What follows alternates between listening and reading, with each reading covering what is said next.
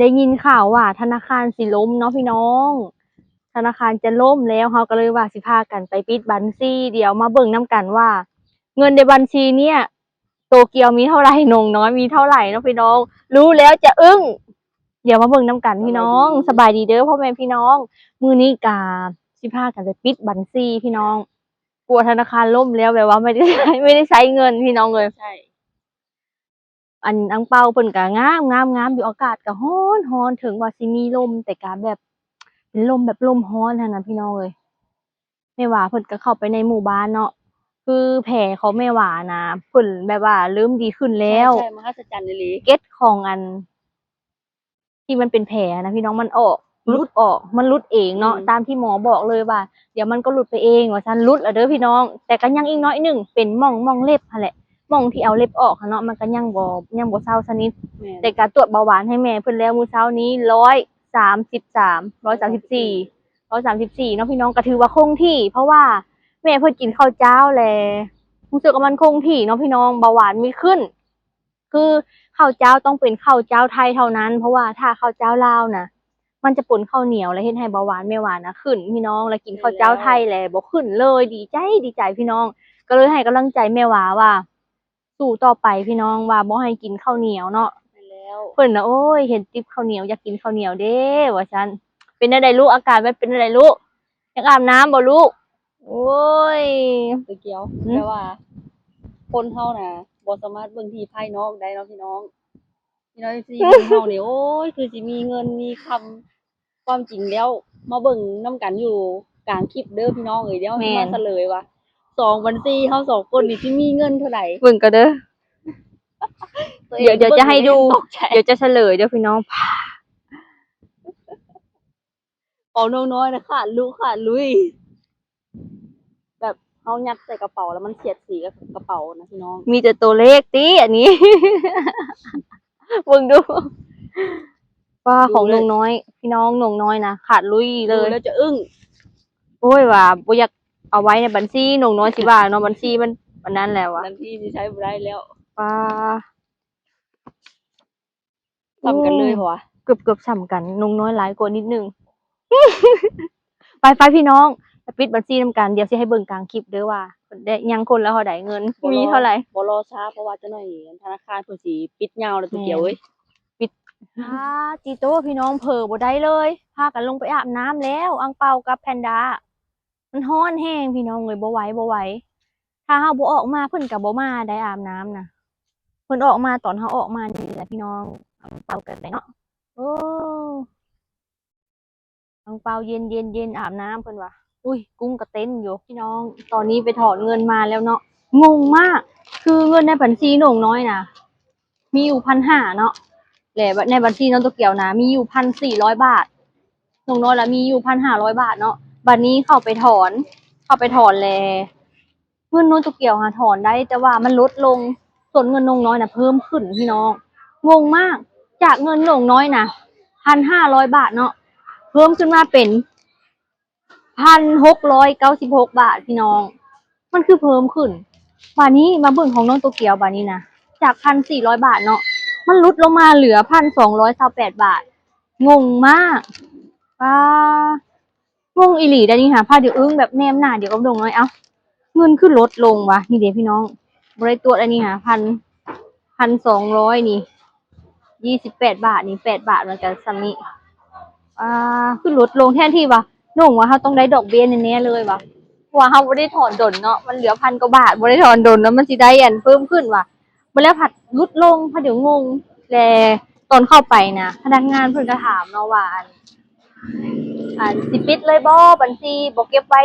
อีกแน่บ่เพิ่นว่าแบบเพิ่นบ่อยากให้ปิดบัญชีหั่นนะพี่น้องเนาะตุเกียวก็เลยว่าเฮาแบบบ่ค่อยได้ใช้บัญชีแล้วหั่นนะพี่น้องก็เลยว่าอย่าปิดเลยเพิ่นก็มีการแบบโน้มน้าวเฮาอีกได้ว่าแน่ใจแล้วบ่ เฮานะแน่ใจมาตั้งแต่อยู่เฮือนแล้วพี่น้องมาเบิ่งยอดเงินบัดนี้อันนี้นะเดี๋ยวนี้ยอดเงินคงเหลือเนาะในบัญชีน่ะมี1,228 บาทนี่ของน้องโตเกียวเนาะ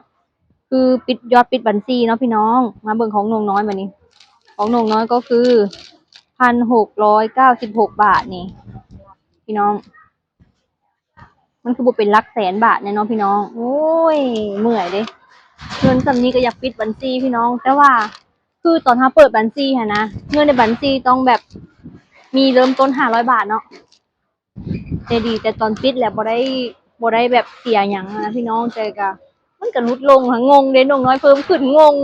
น้องน้อยได้ดอกเบี้ยหรือเปล่าเนาะว่าซั่นเนาะตัวเกี่ยวคือบ่ได้อะนะพี่น้องก็สิงงแบบประมาณนี้เนาะหลังจากถอนเงินแล้วก็พากันไปแลกเงินสิพากันมาเลาะตลาดแรงพี่น้องคือตอนนี้ตลาดแรงเซโนน่ะเพิ่นเฮ็ดตลาดใหม่เนาะเพิ่นย้ายจากบ่อนเก่าอยู่ลุ่มค่ะขึ้นไปอยู่เทิงคักขนาดเลยพี่น้องคือมันบ่อนเก่าค่ะมันสิเป็นขี้ตมเนาะแต่ว่าขึ้นไปเทิงเนี่ยมันจะแบบมันมีขี้ตมแล้วก็มันแบบคักกว่าเก่านะพี่น้องเดี๋ยวสิพาไปเลาะเบิ่งเนาะมื้อนี้มีหยังขายแหน่แล้วก็สิซื้อแนวอยู่นู่นกินเมื่อสู่แม่หวากินพี่น้องหลังจากที่ได้เงิน1,000 กว่าบาทแล้วเนาะ ไป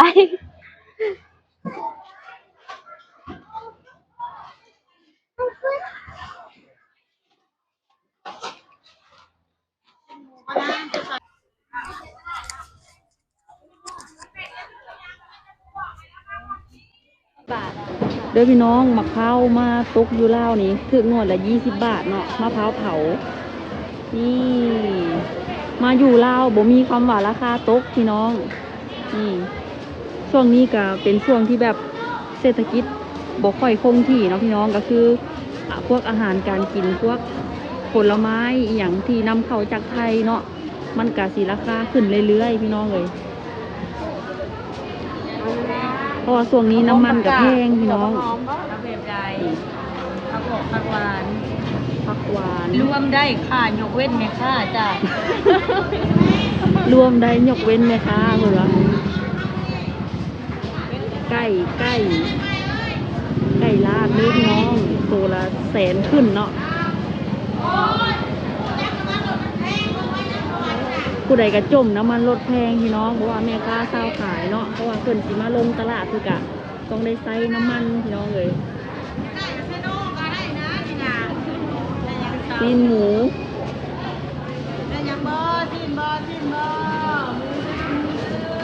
ของกินซุปพี่น้องเลยบอกซื้อน้ำหวานเมื่อน่ะลืมกินตั้งแต่อาทิตย์ที่แล้วพี่น้องตัวเกี่ยวเนาะ คือบ่เห็นในตู้เย็นน่ะ ไม่รู้ ช่วงน้อยเอาไว้ให้อยู่ไส ไม่รู้เหมือนกัน ตลาดเซโนเพิ่นมาเฮ็ดใหม่นี่คักพี่น้องบ่มีขี้ตุ่มบ่มีอีหยังเนาะย่ามฝนกับบ่ย่านพี่น้องเลยนี่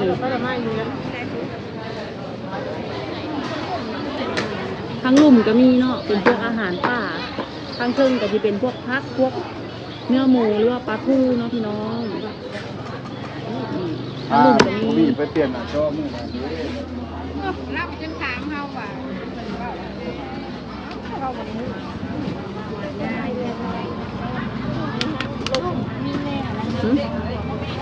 แมงแคงตลาดเซโนก็มีแมงแคงเด้อพี่น้องเลยแม่ค้ารับไปแล้วสามารถลักได้เลย ของเท่าไหร่แม่ อันนี้ไหน 20,000ตัวน้อยตัวใหญ่น้องอันนี้50,000กีบนี่ถามว่าไม่น้องอันนี้20,000 อันนี้50,000กีบพี่น้อง อันนี้20,000กีบโอ้ยบรรยากาศหอมอบเอาพี่น้องเลยมื้อนี้เนาะ สิซื้อหยังบ่คือ ได้เงิน1,000 กว่าบาทมื้อสิได้หยัง บ่หนอแมงแคงค่ะเนาะ ฮะ ไข่อยู่บ่แมงแคง น่าจะแมงแคงดนแล้วตัวเกี่ยวเลยมันน่าจิบ่หอมแล้วพี่น้องเลย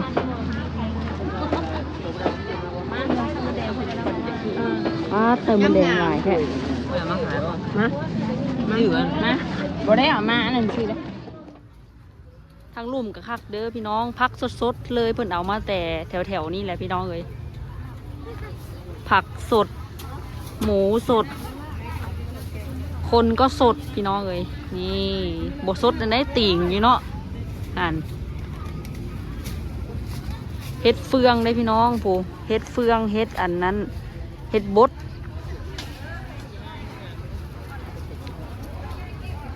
เดี๋ยวเราสิมาซื้อเครื่องแกงไว้ใส่แกงหน่อไม้เด้อพี่น้องเลยตัวนี้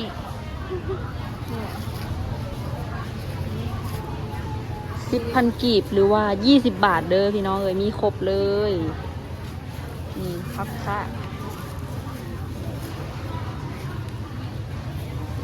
ข้าวมาตัวฮะ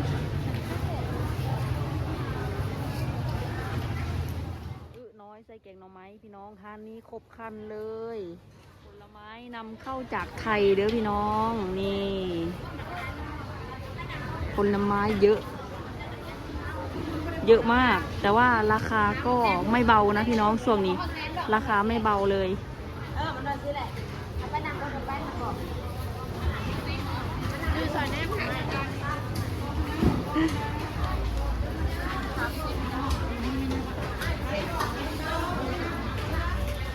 เนื้อหมูมาพี่น้องสิพามาเบิ่งเส้นเขาวเปียกสดเนาะคือแบบ อาริโยโมโตะความอร่อยที่ ถุงละโลเท่าไหร่ ซ่อนได้ 75นี่ขึ้นราคาอีกแล้ว 100 กว่าบาทเนาะ เพิ่มน้ำหอมได้เท่าท้องย่างเห็นอยู่แล้วไปอย่างอื่น เส้นสดตัวเกียว อันนี้เช้าบอกเลยว่าเส้นเขาวเปียกอยู่ลาวนี่แซ่บพี่น้องเลยไฟต้มเยอะเขาก็ต้มเคี้ยวเลย แม่เพิ่นก็ต้มกินเพิ่นว่าสีเขียวอร่อย นี่เพิ่นขายอันนั้นแล้วเพิ่นก็ขายอานิโยโมโตะน้ำใส่เลือดน้ำเนาะ จะต้มซุปแล้วเราจะถอกจะโรดอันข้าวต้มซุปอันนี้คิดเป็นก้อนเราจะแซ่ แม่ค้าเพิ่นขายเครื่องขายข้าวเปียกครบเลยเพิ่นว่าเอาอานิโยโมโตะหลายกว่าหมู่เพิ่นว่าใส่ขายดี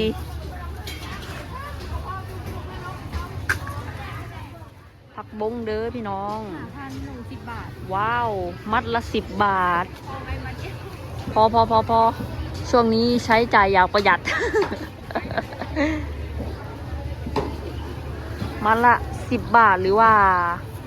5,000 กีบพี่น้องเลยต่อไปเราก็สิไปตามหาไก่เนาะวันนี้เนาะไก่ลาดพี่น้องเอาเมื่อต้มใส่ข้าวเปียกเนาะ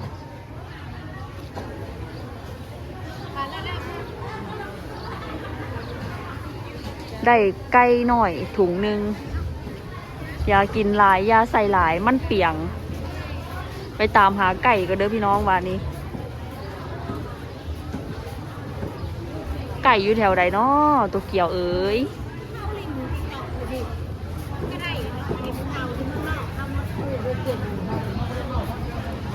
เห็นแล้วร้านไก่มีอยู่ร้านเดียวเนี่ยพี่น้องเอ้ยนี่ตัวเยอะๆก็มีเนาะไก่ลาดพี่น้องไก่3 สายพันธุ์ก็มีตัวเกียวอะเอาตัวเล็กสุด 70แม่ซื้อหน่อยได้ไหม75ไปจังว่าแม่2ตัวเซ็น5แม่เอาตัวเดียวมา เอาตัวเดียวเนาะ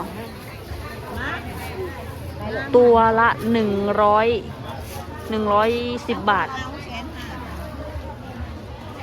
เป็ดก็มีเด้อพี่น้องเป็ดไก่ก็มี